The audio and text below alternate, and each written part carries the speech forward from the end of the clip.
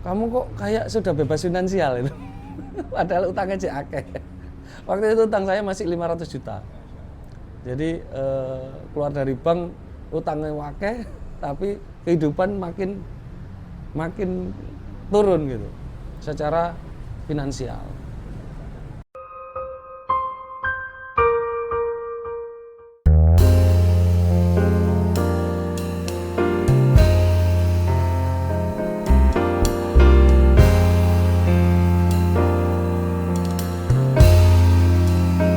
Assalamualaikum warahmatullahi wabarakatuh. Perkenalkan, nama saya Ahmad Primadiantono, biasanya dipanggil Prima. Nah, usaha saya bergerak di bidang laundry dengan brand saat ini Laundry Supreme Corporation. Jadi kami ini bisa dilihat di belakang supplier mesin-mesin dan perlengkapan laundry. Jadi mulai dari pembuatan logo, kemudian branding, setting outlet dan training sampai pendampingan bisnisnya tapi non franchise. Jadi ketika kami maintenance itu juga free biayanya. Itu beda kami dengan franchise. Jadi siapapun itu yang ingin membuka usaha laundry itu bisa memilih kami menjadi vendornya atau suppliernya gitu. Seperti itu.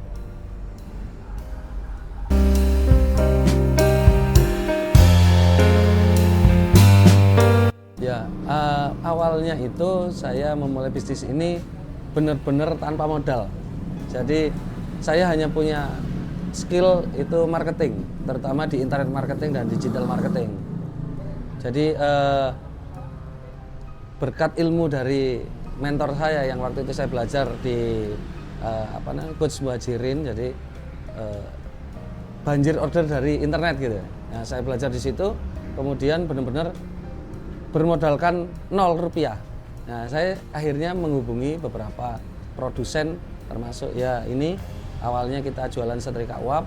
Saya menghubungi produsen setrika uap ya itu, tapi nggak cuma 1-2, artinya yang satu ditolak akhirnya berusaha ke yang lain, jadi terus berusaha gitu. Akhirnya ada yang bersedia untuk saya pasarkan produknya. Nah, dari situ saya booster tuh di internet. Dari setrika uap akhirnya pasar sendiri, customer sendiri, ada permintaan, nggak sekalian mesinnya mas gitu. Nah, akhirnya saya juga jualan mesin gitu. Akhirnya dari mesin pasar berkembang lagi, mas saya ini punya modal tapi saya sibuk, bisa nggak saya beli paket usahanya aja. Jadi saya jual mesin sekalian jual paket usahanya. Nah, dari situ akhirnya berkembang terus gitu mas. Nah, intinya adalah ternyata bisa loh bisnis itu tanpa modal. Nah, seperti itu.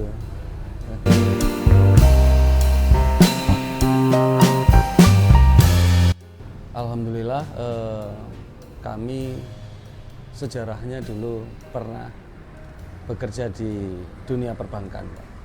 Nah, ya awalnya dulu ketika gonjang-ganjing masalah riba-riba itu ya, saya sebagai pelaku atau bisa disebut bankers ya, itu sempat mengcounter teman-teman yang seperti itu gitu. Artinya saya kasih dalih-dalih itu bahwa tidak seperti di sinetron itu ininya. Proses di bank itu tidak semudah itu.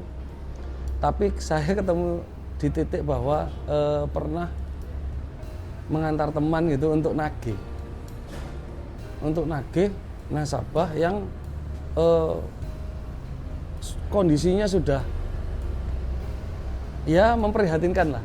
Jadi bisnisnya jatuh, tapi teman saya itu dilema.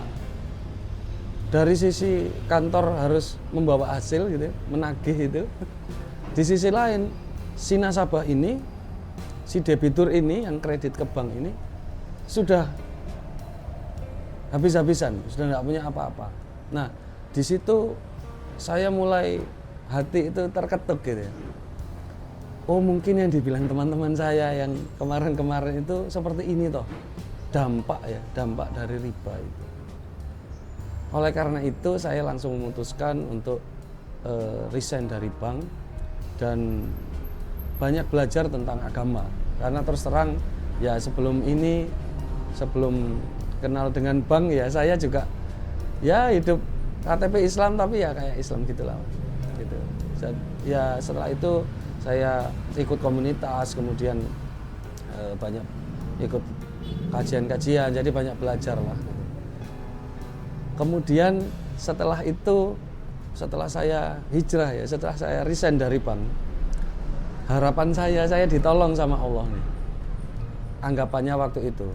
Tapi realitanya bukannya saya tambah enak hidupnya, tapi tambah malah jatuh sejatuh-jatuhnya. Jadi sampai pada akhirnya saya bahasanya mungkin putus asa ya. Waktu itu saya putus asa. Buka usaha A, B, C, D itu sukses tutup semua. Tutup dengan sukses gitu ya. Kemudian di saat-saat yang galau dan segala macam saya memutuskan untuk ke masjid waktu itu. Saya melamar waktu itu. Melamar menjadi marbot. Yang bagian azan dan bagian bersih-bersih. Dan alhamdulillah saya diterima di sebuah masjid di Surabaya. Nah, saya bekerja jadi marbot selama 1 tahun. Ya alhamdulillahnya 5 waktu ya, karena di masjid otomatis saya yang menyiapkan tempat orang sholat gitu. Akhirnya mulai menemukan ketenangan di situ. Seperti itu. Jadi walaupun mungkin penghasilan ya bisa dibilang tidak seberapa gitu ya, marbot berapa penghasilannya, cuman memang ada salah satu teman itu yang mengunjungi saya, main ke saya gitu ya, silaturahmi, itu bahkan berkomentar gitu, kamu kok kayak sudah bebas finansial itu. Padahal utangnya cek akeh. Waktu itu utang saya masih 500 juta. Jadi keluar dari bank utangnya wakeh, tapi kehidupan makin turun gitu secara finansial.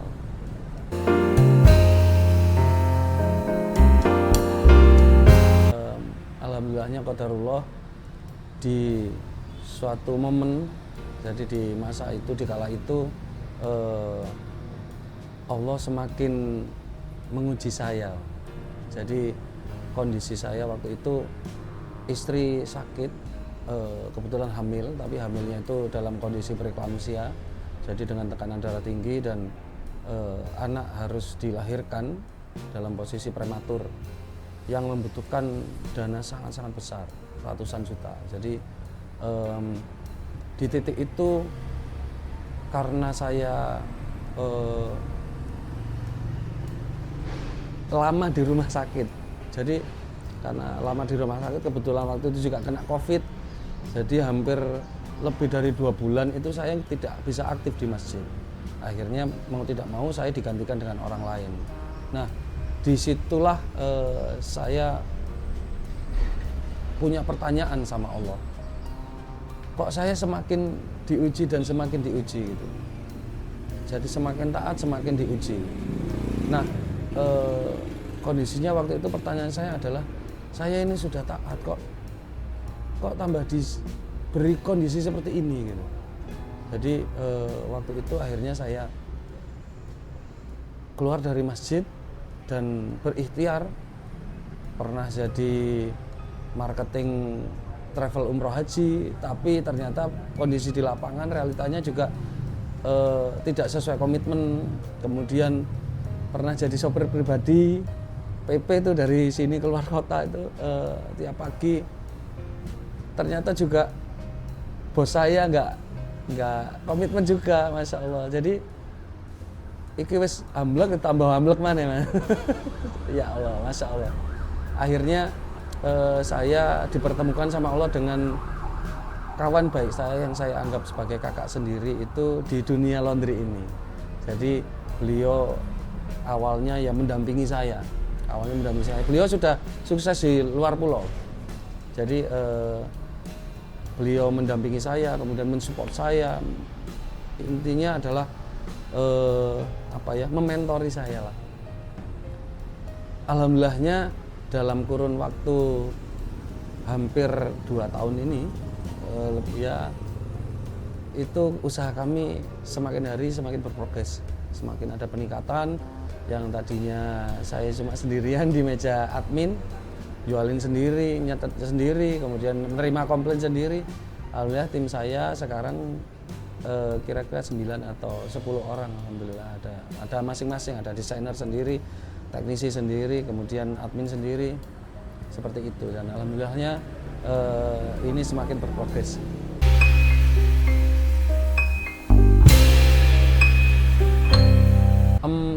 Dalam bisnis itu Mas, sebenarnya setelah saya ya bahasa kita itu istiqomah ya.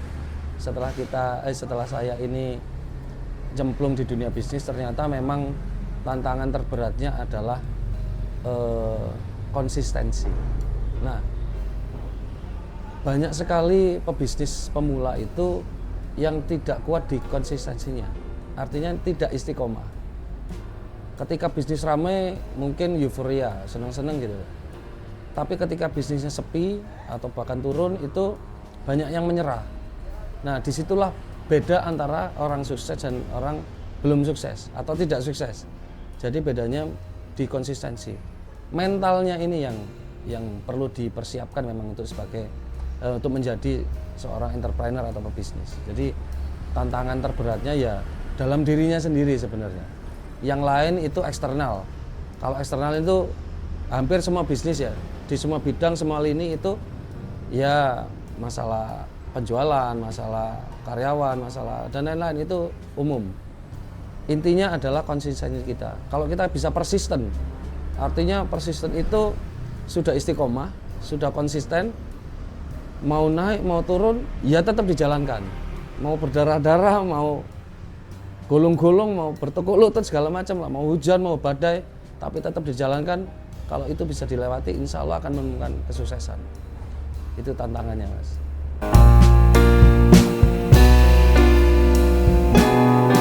Alhamdulillah, mungkin satu bukan advice. Kalau advice itu terlalu jauh saya hanya ingin sharing aja. Saya concern di teman-teman generasi muda, Mas. Jadi bagi yang ingin berbisnis itu yang pertama memang harus disiapkan mentalnya. Nah, berbisnis itu juga harus disiapkan ilmunya. Oleh sebab itu masa kejayaan itu memang harus dipersiapkan. Nggak sak-dok-saknyeng kayak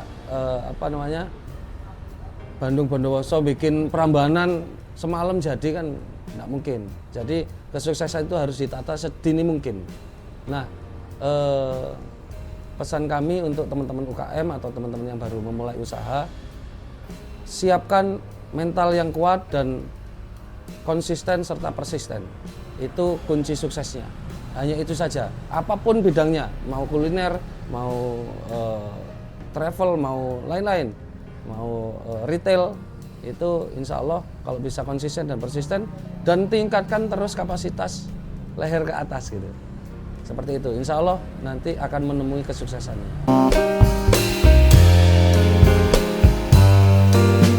Nah, karena ilmu yang saya pelajari dari coach atau mentor kami ini ternyata proven dan itu kurikulumnya adalah harus disebarluaskan. Saya juga membuka kesempatan bagi generasi muda, teman-teman entah itu remaja masjid, kemudian komunitas anak-anak muda itu yang mau belajar digital marketing, monggo bisa belajar di tempat kami free. Itu kami akan ajarkan, kami akan siapkan produknya. Kalau misalnya punya produk masing-masing juga monggo silahkan.